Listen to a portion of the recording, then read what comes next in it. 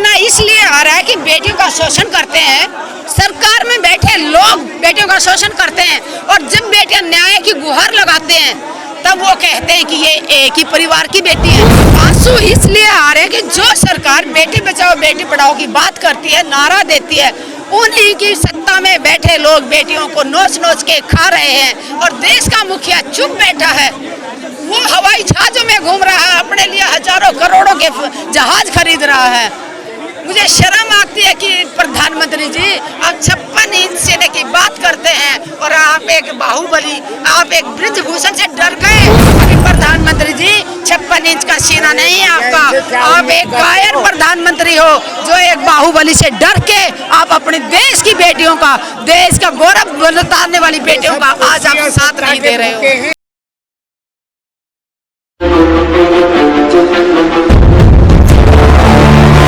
जय हिंद, जय भारत। और आप इस समय देख रहे हैं CCN न्यूज़ 24 चैनल। मेरा नाम है दिनेश गर्ग जैन, कड़वे सवालों वाला। मौजूद हूँ भारत की राजधानी दिल्ली के अंदर, और जंतर मंतर का ये क्षेत्र है। जंतर मंतर के क्षेत्र के ऊपर आपको बता दूं, वैसे तो कई तरह के आंदोलन हुए, लेकिन जब कुछ एक आंदोलन इस तरह के होते हैं जो दिल को झंझोड़ के रख देते हैं। जब जवान, किसान और भारत देश का वो होनहार खिलाड़ी भी अपनी मांगों को मनवाने के लिए जंतर मंतर पर सड़क पर बैठ जाए, तो समझो कहीं ना कहीं हमारे भारत देश का दुर्भाग्य है।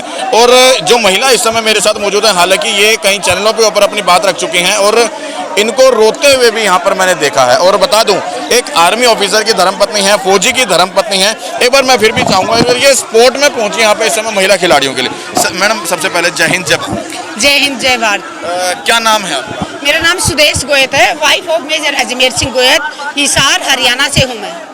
आज यहाँ पहुँचे हैं किस तरह से? मैंने एक वीडियो देखा था आपका जिसके अंदर आप रो रहे थे, क्या रीजन था रोने का? मैं वो चाहूँ। मैं आज नहीं, एक हफ्ता हो गया बच्चों के साथ हूँ, पहले दिन से खिलाड़ी बच्चों के साथ हूँ। रोना इसलिए आ रहा है कि बेटियों का शोषण करते हैं, सरकार में बैठे लोग बेटियों का शोषण करते हैं, और जब बेटियां न्याय की गुहार लगाते हैं तब वो कहते हैं कि ये एक ही परिवार की बेटी है। मैं पूछना चाहती हूँ उन आरोप लगाने वालों से, जिस टाइम ये देश के लिए गोल्ड मेडल जीत रही थी, तब देश के मुखिया ने, प्रधानमंत्री नरेंद्र मोदी जी ने कहा था कि ये बेटियां हमारे देश का गौरव है। जब आज बेटियों के साथ शोषण हुआ और वो न्याय की मांग कर रहे हैं, तो उनको एक परिवार की बेटी बता दिया। धिक्कार है ऐसे लोगों पे। और आप चाहते हैं ब्रिजभूषण, आप इन बेटियों को एक परिवार की बता के, एक जाति की बेटी बता के अपने गुनाह को छिपाना चाहते हैं। आपका गुनाह उजागर हो चुका है। बेटियों ने देश के सामने अपनी पीड़ा रखी है। आज पूरा हिंदुस्तान इन बेटियों के साथ खड़ा है। इन बच्चों को अकेला समझने की भूल ना करें। जब तक बेटियों को न्याय नहीं मिल जाता, बेटियां जंतर मंतर में डटी रहेंगी, और पूरा हिंदुस्तान इनके साथ खड़ा है और आगे भी खड़ा रहेगा। आपकी आंखों में अभी भी मैं भावुकता देख रहा हूँ, आंसू देख रहा हूँ। क्या रीज़न है? क्योंकि अभी FIR भी होने में देरी लगी, लेकिन मोदी जी बात करते हैं कि क्या नाम है, हम महिलाओं के सम्मान और सुरक्षा की बात करते हैं, लेकिन आपकी आंखों में आज आंसू देख रहे हैं। आंसू इसलिए आ रहे हैं कि जो सरकार बेटी बचाओ बेटी पढ़ाओ की बात करती है, नारा देती है, उन्हीं की सत्ता में बैठे लोग बेटियों को नोच नोच के खा रहे हैं, और देश का मुखिया चुप बैठा है। वो हवाई जहाजों में घूम रहा है, अपने लिए हजारों करोड़ों के जहाज खरीद रहा है। मुझे शर्म आती है कि प्रधानमंत्री जी आप 56 इंच सेना की बात करते हैं और आप एक बाहुबली, आप एक ब्रिजभूषण से डर गए।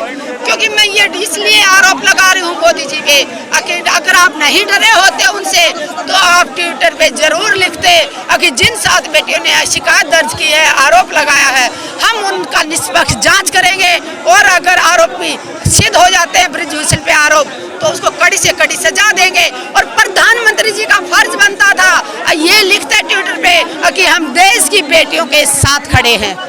प्रधानमंत्री जी ने ऐसा नहीं किया, इसलिए मैं कह रही हूँ कि प्रधानमंत्री जी 56 इंच का सीना नहीं है आपका, आप एक कायर प्रधानमंत्री हो जो एक बाहुबली से डर के आप अपने देश की बेटियों का, देश का गौरव बताने वाली बेटियों का आज आप साथ नहीं दे रहे हो। मोदी जी एक भाषण देते हैं कि बेटी पढ़ाओ बेटी बचाओ, लेकिन आज देश की बेटियों को यहाँ पर धिक्कार है। मैं वही कह रही हूँ, आज 100वां एपिसोड उन्होंने किया होगा अपने मन की बात। काश जिंदगी में एक बार एक मन की बात लोगों की सुन लेते प्रधानमंत्री जी। आज जंतर मंतर पे आके इन बेटियों की सुन लेते। जिन बेटियों ने तिरंगे की शान बढ़ाई, तिरंगा का सम्मान बढ़ाया दूसरे देशों में, और आज अपने ही देश में ये बेटियां सड़कों पे बैठी हैं, न्याय की मांग कर रही हैं। शिकायत करने जाती हैं तो इनकी शिकायत दर्ज नहीं होती। पुलिस वालों से पूछना चाहती हूँ, जब तुम यूनिफॉर्म पहनते हो तो तुम कसम खाते हो कि तुम निष्पक्ष जांच करोगे। जब 7 बेटियां तुम्हारे पास आई और तुम उन्होंने डर के मारे, तुम भी ब्रिजभूषण से डर गए, ये ही आरोप लगेगा तुम पे भी कि तुमने शिकायत दर्ज नहीं की। मैं पूछना चाहती हूँ, क्या तुम्हारे किसी सीनियर अधिकारी, उच्च अधिकारी की बेटी होती, पुलिस वाले की बेटी होती, इन 7 बेटियों में से, क्या तब भी तुम शिकायत लिखने से मना करते?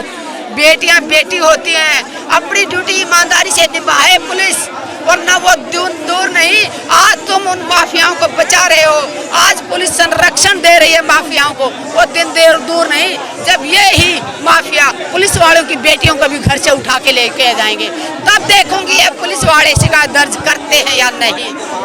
अब FIR भी दर्ज हुई है, हालांकि ठीक है वो प्रेशर आने के बाद कोर्ट के द्वारा FIR दर्ज हुई, लगता है कि अब कार्रवाई होगी। जब तक कार्रवाई नहीं होगी, बेटियां यहाँ डटी हुई हैं, जब तक गुनहगार सलाखों के पीछे नहीं जाएगा, आंदोलन खत्म नहीं होगा। पूरा हिंदुस्तान इन बेटियों के साथ है। बेटियों ने हिंदुस्तान की शान बढ़ाई और आज पूरा हिंदुस्तान इन बेटियों के साथ खड़ा है, और जब तक न्याय नहीं मिल जाता हिंदुस्तान इनके साथ खड़ा रहेगा।